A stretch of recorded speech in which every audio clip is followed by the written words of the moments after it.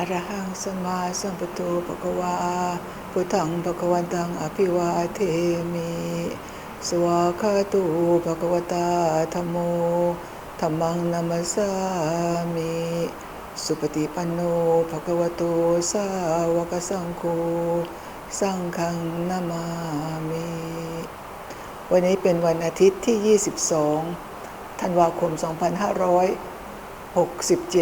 ขออนุญาตพูดเป็นภาษาอังกฤษเพราะว่าหลวงแม่มีแขกที่มาจากศรีลังกาลาดักจากเยอรมันจากอเมริกาจากหลายประเทศขออนุญาตนะคะขออนุญาตญาติโยม So I asked them permission to speak in English to at least for my friend Vivek from Ladakh. My respect also to Venerable Sanghasena, my dear friend Priya from Sri Lanka, and my two friends from United States as well as Germany. I would like to tell you, this is actually a continuation of our talk from yesterday as we look up at Sri Lankan map and we noted the different capitals as we passed through the time machine. How Sri Lanka, the small island in those days in the history of Sri Lanka, it was very important port because the western country, before they could reach the eastern side, they always have to pass through this tiny island. That's why in those days Sri Lanka was very important, held a very important geographical location.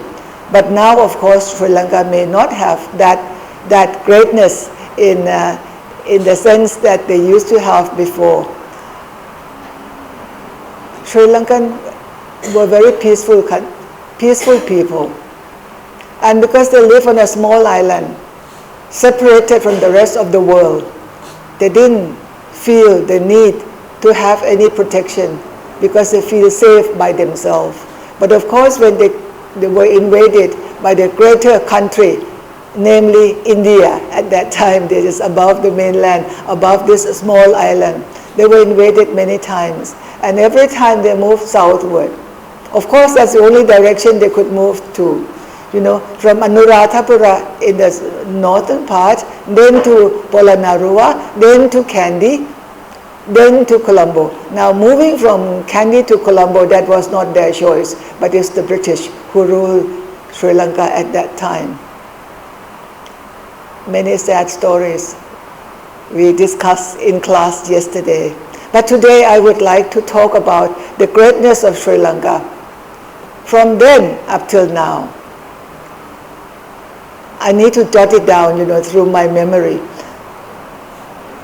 The first one, very interesting when you travel through this small island. They are very rich with inscription. They mark the history on stone. So on the cave, on the cave edge like this, when you enter the cave, you see the inscription. You move on the stone pathway on the mountain, they also have inscription. So it is per meter. I think they are the greatest country in the world to have so many inscriptions. We don't know this, no? Right? We don't know this. But they never talk about it because they never compare to the rest of the world. That's why Sri Lanka, as a small island, they still remain small when they don't compare themselves to the rest of the world. Priya, please listen carefully. I am teaching you Sri Lankan history. You have to compare yourself to the rest of the world to realize how great Sri Lanka is as a country. Number one, inscription. I was so impressed. Even the monks, living in a cave, they're inscribed on the cave. And Princess Anula, when she and 500 of her lady invades and all the princes, when they became the Pikunis and they moved to start their own nunnery, they also made inscription on stone, on large piece of stone. Not large piece of stone, on stone itself, because it's a mountainous area, it's covered with stone. So We learn so much history from these inscriptions. But of course, the government doesn't have all that budgets, to cover the excavation, to support the excavation of these inscriptions. And even these inscriptions, even though they have been found, they still have to be deciphered. Yes, they have to be deciphered. So lots of history still remain on stone. When you study the history of Sri Lanka, they have long lineage of kings. I think it is something like 300 kings. Can you imagine that? You're in Thailand. Thailand is a country, a young country as compared to India and Sri Lanka, of course. We have a story of something like 700 years. We have, during Ayutthaya period, 470 years, we reported to have some 33 ruling monarchs. But in Sri Lanka, they have long line of kings, 3,000 something. That is also unique. Priya, you read your history. I was very impressed. I was very impressed when I studied Sri Lanka. Now I cannot read my own handwriting. Sri Lanka is the very first country to receive Buddhism. The very first country to receive Buddhism from India. Now we have to go back to 3rd century BE, Buddhist era. During King Ashoka's time. King Ashoka he would not have been the greatest king unless he was a Buddhist. So I claim. So I claim. Yes, because he turned himself into a Buddhist. That's when he really made himself such an important monarch that we have to remember, we have to study about him. But the story of Ashoka was again buried in the ground, and we did not know about him until only something like 200 years ago. Do you know that? Do you know that? Yes, very interesting piece of history to study. And he sent, once when he became a Buddhist, he sent envoy to different countries. And he sent out, ambassador, Buddhist missionaries to 9 different routes. Why did he choose to send his own son to Sri Lanka? Unless Sri Lanka was important. Yes?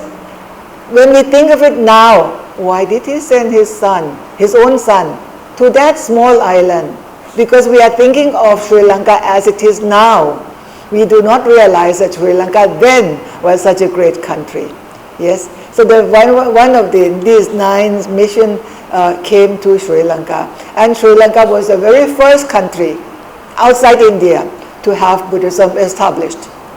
And the next one comes. The next one, the very first woman to enter the stream of enlightenment was a Sri Lankan lady. Yes, her name was Princess Anula. That's again the first one in Sri Lanka. And then we come to the first, another first. The Buddhist text was first written in Sri Lanka. Do you know that? Do you know that? This is very important. And of course it may be much later, something like 450 years after the Buddha's passing away, but it was first written in Sri Lanka. That's because when Buddhism spread to Sri Lanka, something happened in Sri Lanka that the Buddhist king thought that it must be time that the teaching must be written down. Otherwise, as it passed on from person to person, it will eventually die out. When that person is gone, then you cannot find the teaching because the teaching has gone with the person. So this particular Buddhist king of Sri Lanka felt it was very important to have it written down. So the first time the Buddhist teaching was written down was again in Sri Lanka, 450 years after the Buddha's passing away. Again, Sri Lanka as the first country to have, just now we had Buddhism established in Sri Lanka, first country outside India. we have Sri Lankan women who entered the stream of enlightenment, also first in the history of Buddhism. Another one, the first time when the Bhikkhuni lineage established itself outside India was also in Sri Lanka. So you see why we, as particularly Theravada Buddhism, need to study more about Sri Lanka. Yes? Even the language that is preserved as what we call Pali, we don't know if it is a language like French or German or something. It doesn't have its own script. It doesn't have its own script. So you study Pali Thai script, you study Pali Devanagari script, you study Pali in Burmese script. So we are still, the Buddhist scholars are still juggling about whether Pali can be considered as one language just like any other language, or is it just a language that preserves the teaching of the Buddha? The one who knows best, no more than the Sri Lankan people. That's what the recitation of Pali, the Sri Lankan, they can do best, because it was recorded in their own country. It was possibly, Pali was possibly one of the language in Sri Lanka. I'm just saying possibly because I am not a Buddhist scholar in that field, as they still have not been able to truly identify what is Pali. So Pali is a language that is recording the Buddhist teaching into this language. And we, particularly the Theravada Buddhists, we always have to recite everything in Pali. Venerable Jaya Anya just gave me a piece of postcard, with all the Pali words. Very interesting. That one, those words came from Sri Lanka. So when we make pronunciation, our Pali pronunciation is so corrupted. I have to say, our Pali pronunciation is so corrupted in Thailand that when I do certain recitation, my teachers always make funny face, because he could not or she could not identify exactly what I was saying. So the one who would be reciting Pali scripture closest to the original, what is this original? I also don't know. But supposedly closest to the original would be the Sri Lankan. So one time I heard one of the Thai Bhikkhuni said, they don't like this Namo Tassa, because they don't know the Pali language. Pali language does not have A, the full A. They don't even have the form of A, the vowel A. So you pronounce only half A, Na. Namo Tassa. We say Namo Tassa. There's no such thing as Namo Tassa. It's only Namo Tassa. So this Bhikkhuni, this Thai Bhikkhuni said, she does not like this Namo Tassa.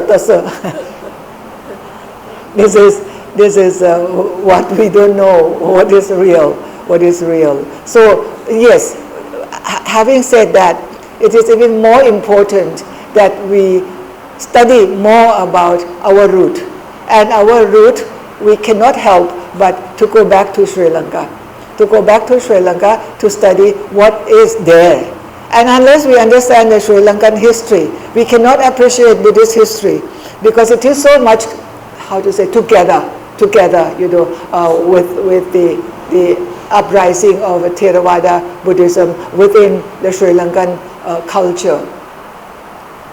So much about Sri Lanka that Priya has to go back and reread your own history. Even though she said no, she does not know much about Sri Lanka, but that's her root. She has to know about her root. I mean, she has spent most of her time in Canada for 30 years. If I start asking her about Canada, she also would say that, I am not Canadian. We do have excuse like that, It's very funny. I lived in India, very short time, But I was in India during the time I was like a dry sponge, you know. I was there at the age of 17. So whatever came my way, I picked up. I absorbed everything. So I could sing national anthem. I could sing the Hindi movie films, you know, that was in that time, Raj Kapoor and all that, you know, I know better than even the Prime Minister maybe. So, but I spent more or less the same time in Canada. I am sorry, my Canadian friends and Canadian government, for supporting my education. I do not know the Canadian national anthem, not like the way I know the Indian national anthem. Isn't that funny? That's because of the time of your life. The time of my life when I was in India, I was absorbing, at the age of absorbing so many things. But when I was in Canada, I was no more absorbing. I was so concerned about writing my thesis, you know, so my focus was different. I didn't spend my time enjoying my life like the time when I was in India. So I spent more or less the same time in Canada, but I have not learned the Canadian national anthem. Now, talking about that, I spent 27 years teaching at Thammasat University. I don't know Thammasat song, you know, the march song, you know. So there is no excuse, no? Same thing, no excuse. You can be somewhere for so long, but if you are not interested in that particular line, somehow you kind of overlook it. It's not important for you. So now that we realize that we want to take this lineage, this Theravada Buddhist lineage, we cannot help but to study Sri Lanka, and at least Sri Lankan history, that why the Theravada Buddhism is preserved through this land. So it is necessary that we have to look at Sri Lanka for the reason of this very important connection between Sri Lanka and Thailand. Now, I think the Sri Lankan government had to pay me for saying this, because this is on air, you know. Now, I would like to invite the Sri Lankan government to please pay me by supporting the Sri Lankan women for their education, supporting the Buddhist nuns for their education. This is how Sri Lanka can come forward to stand in front as a Theravada Buddhist leaders, by supporting the women, by supporting Buddhist education, by supporting ordination of women in Sri Lanka. Sri Lanka should be proud that you are the only country in the world to have taken the lineage of the Buddhist women ordained from India to Sri Lanka. You pay so much respect to this Bodhi tree in Anuradhapura, but you are not paying enough respect to the one who actually carried this tree to Anuradhapura. And that was Princess Sankamita. She went to Sri Lanka not because of the Bodhi tree. She went to Sri Lanka because she was invited to give ordination to women. Don't forget that. You emphasize the second more than the first. Now, Sri Lankan people seem to forget about the lineage of Bhikkhunis, but focus very much on the Bodhi tree. They go to Anuradhapura, they boast about this 1,300 years old Bodhi tree. But what about the Buddhist lineage, Buddhist women's lineage that the Princess Sankamita took with her to establish in Sri Lanka? That is more important. That is more important. So please pay me for my talk by supporting the Buddhist nuns for their education, so that Sri Lanka can become leaders of the world, at least on this Buddhist path, on this Theravada Buddhist path. Thank you.